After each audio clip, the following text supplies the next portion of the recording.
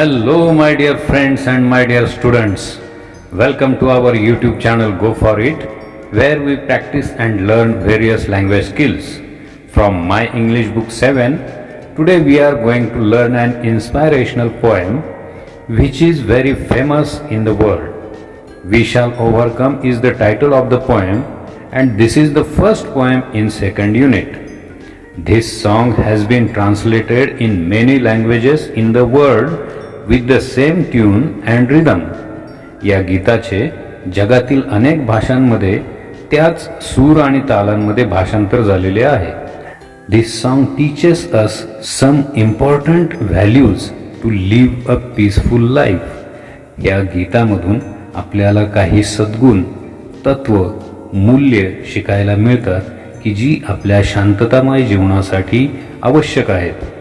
So, are you ready to sing and learn this poem? Then go for it. Before reading the poem, we should read the brief information and history about this song, which is given right under this poem, so that we could understand it properly with the correct reference from history. We Shall Overcome was used as a protest song in the civil rights movement in the USA. So, do you know the long form of USA? It is the official name of America, that is United States of America. हे आहे America या देशाचं अधिकृत नाव. आणि America हा देश आपल्याला सर्वांना माहिती आहेच. आपण सर्वजण या देशाबद्दल ऐकून आहोतच. तर हिअर प्रोटेस्ट मीन्स विरोध, प्रतिरोध किंवा निषेध, आणि मूवमेंट म्हणजे चळवळ किंवा आंदोलन. कशाबद्दलची मूवमेंट झाली, कशाबद्दलचं चळवळ झाली, आंदोलन झालं तर सिव्हिल राईट्स, आणि सिव्हिल राईट्स म्हणजे नागरी अधिकार. तर या अमेरिका देशामध्ये जे नागरी अधिकारांसाठी आंदोलन झालं, चळवळ झाली, त्या चळवळी दरम्यान विरोधाचं गीत, निषेधाचं गीत, प्रतिरोधाचं गीत म्हणून या वी शॅल ओव्हरकम या गीताचा वापर झाला. आणि when did this happened, when did this movement take place in America? In between 1954 to 1968. हे आंदोलन केव्हा घडलं? 1954 ते 1968 मध्ये. परंतु वी शॅल ओव्हरकम हे गाणं त्याही अगोदरचं म्हणजे सन 1900 मध्ये ते प्रथम गायलं गेलं. इट वॉज सङ at first in 1900. The song expresses unity, determination to fight injustice and hope. या गीतातून एकता, अन्यायाविरुद्ध लढण्याचा खंबीर निर्धार आणि आपण या चळवळीमध्ये विजयी होणारच, यश मिळवणारच असा आशावाद व्यक्त केलेला आहे. This song has many versions. या गीताचे जगातील अनेक भाषांमध्ये भाषांतर, अनुवाद झालेले आहेत. The well non Hindi inspirational song होंगे कामयाब was based on we shall overcome. आपल्या देशात हिंदीतील अतिशय प्रसिद्ध असलेलं प्रेरणादायी गीत हम होंगे कामयाब याच वी शॅल ओव्हरकम या गीतावर आधारलेलं आहे. वी शॅल ओव्हरकम या गाण्याचाच अनुवाद म्हणजे हम होंगे कामयाब हे गीत आहे. आणि हा अनुवाद केला आहे कुणी? तर गिरिजा कुमार माथुर यांनी हा अनुवाद केलेला आहे. In short, this is a song of 19th century, that means 1900. 120 years has been passed, but the popularity of this song has been not decreased yet. आज 120 वर्ष झाली तरी सुद्धा या गाण्याची लोकप्रियता काही कमी झालेली नाही. Because it inspires everyone. It teaches the importance of values like unity, freedom, peace, courage, fighting against injustice, and it is very optimistic also. Next, it is easy to remember as it has a catchy tune and a lots of repetition in each stanza. त्यामुळेच तर हे गीत कानावर पडलं की आपणही आपोआप त्या सुरात सूर मिसळून गाऊ लागतो. Let's go for it and start reading the poem. We shall overcome. आम्ही मात करू. The first poem from the second unit. We shall overcome, we shall overcome, we shall overcome someday. Oh, deep in my heart, I do believe we shall overcome someday. We shall overcome someday. As the movement of civil rights was related to the slavery in America, ही जी चळवळ झाली अमेरिकेमध्ये ही तिथलच्या गुलामगिरीशी संबंधित होती. And it was not so easy to change the system or the plight of the African Americans suddenly. आणि हे जे African American होते, आफ्रिकेतून अमेरिकेमध्ये नेले गेलेले गुलाम म्हणून ज्यांचा त्या ठिकाणी व्यापार केला जायचा, त्यांची स्थिती, त्यांच्यावरील अन्यायाचं चित्रण हे सहजासहजी बदलणं शक्य नव्हतं. And they were also aware about it. आणि त्यांना सुद्धा याबद्दलची कल्पना होती. म्हणूनच आम्ही एक ना एक दिवस यावर मात करू आणि सन्मानाने जगू असा आशावाद या गीतामधून आपल्याला व्यक्त झालेला दिसतो. We'll walk hand in hand, we'll walk hand in hand, we'll walk hand in hand someday. Oh, deep in my heart, I do believe we shall overcome someday. We shall overcome someday. हा जो संघर्ष होता हा 14 वर्ष चालला. For 14 years from 1954 to 1968. अशा प्रकारे हा 14 वर्ष चाललेला संघर्ष होता. At first African people wear brought there as slaves from Africa to America to work in cotton and tobacco fields. खरं पाहिलं तर आफ्रिकेतील लोकांना अमेरिकेमध्ये बोटी भरून भरून त्यावेळी कापसाच्या शेतात आणि तंबाखूच्या शेतांमध्ये काम करण्यासाठी गुलाम म्हणून आणलं गेलं. कुठे तर इन द सदर्न स्टेट्स, दक्षिणेकडच्या राज्यांमध्ये. But denied there fundamental human rights also, so they came together and fought for their rights. This struggle continued for 14 years. आणि हा जो संघर्ष आहे तो 14 वर्ष चालला. Which was non violent and mass popular movement to secure equal rights for African Americans. म्हणजेच हा जो 14 वर्ष त्यांचा संघर्ष चालला 1954 ते 1968 पर्यंत.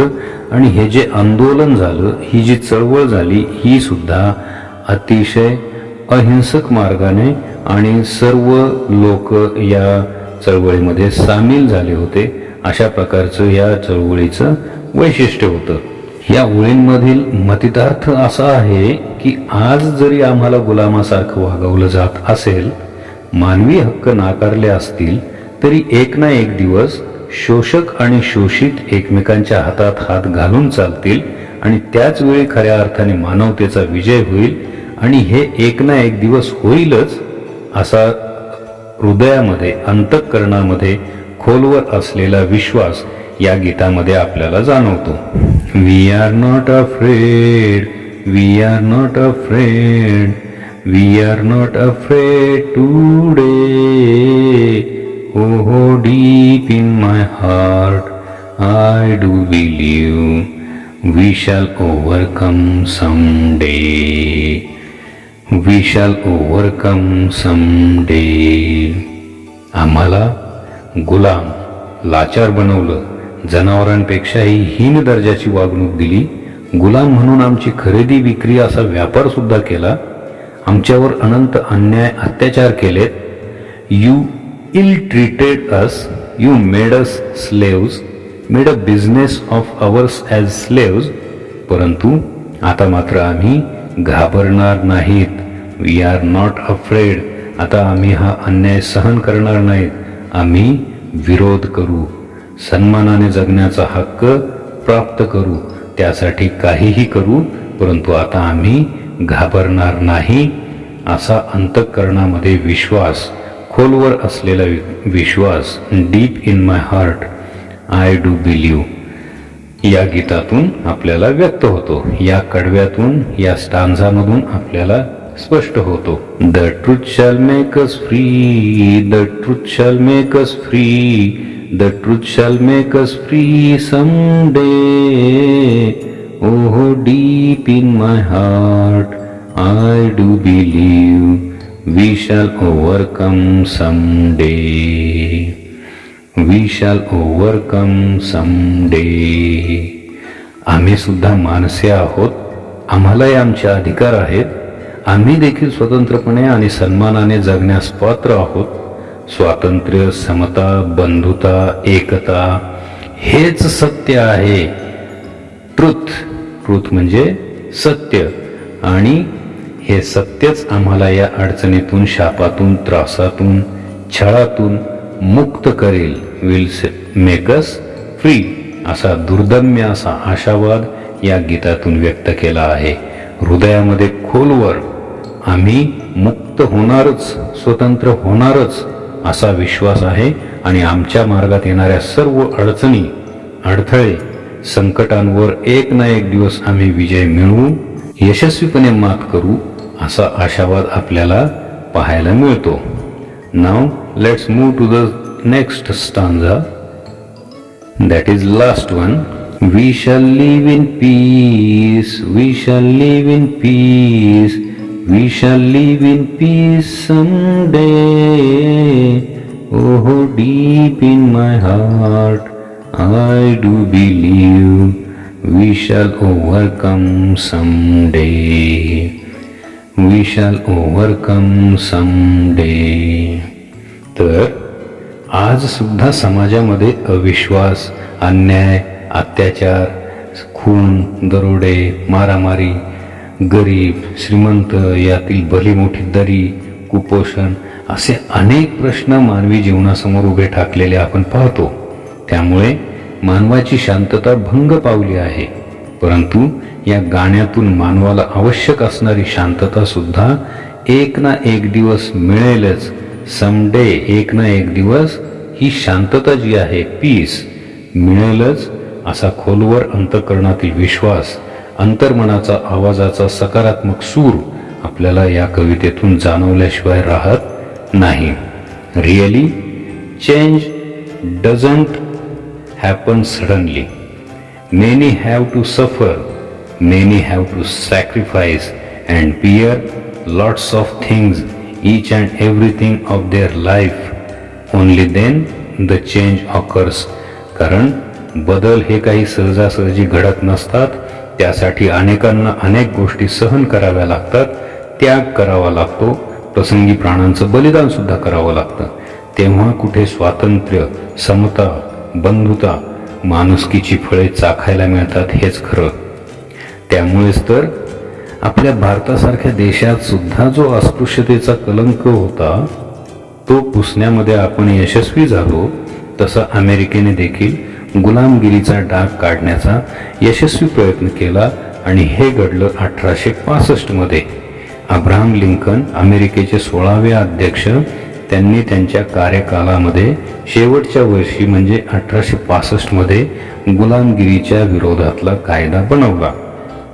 परंतु तरी सुद्धा अमेरिकेमध्ये या आफ्रिकन अमेरिकन यांच्याबरोबर मानवतेच्या दृष्टिकोनातून पाहिलं जात नसायचं. त्यांना सर्वसामान्य माणसांचे हक्क, नागरी अधिकार नाकारले गेले होते, आणि त्या विरोधात ही जी चळवळ झाली 1954, म्हणजे आपल्या भारत देशाला स्वातंत्र्य मिळाल्यानंतर सुद्धा त्या ठिकाणची आफ्रिकन अमेरिकनांची परिस्थिती दयनीय होती.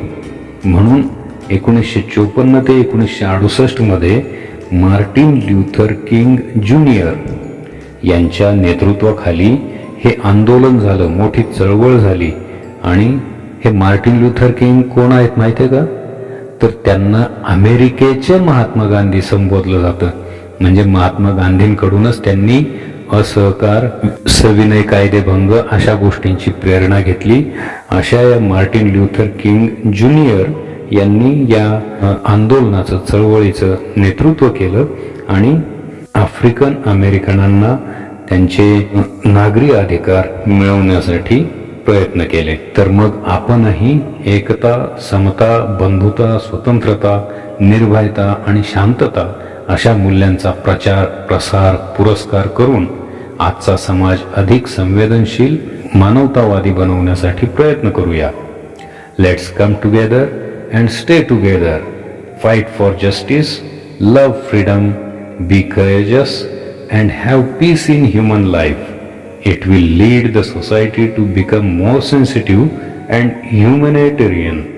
म्हणजेच आपण सुद्धा एकत्र राहूया, एकत्र चालूया, अन्यायाविरोधामध्ये लढूया, स्वातंत्र्याचा पुरस्कार करूया, निर्भय बनूया आणि शांततामय जीवन जगण्यासाठी एकमेकांना सहकार्य करूया. आणि त्यामुळेच समाज जो आहे तो अधिक संवेदनशील बनेल, अधिक मानवतावादी बनेल. So my dear friends and my dear students, it's time to say good bye with a promise to see you again with next topic. Till then, keep listening, speaking, reading, writing, watching, and keep going. Deep in my heart, I do believe that we will be mastering English someday. With this note, thank you, take care, bye bye.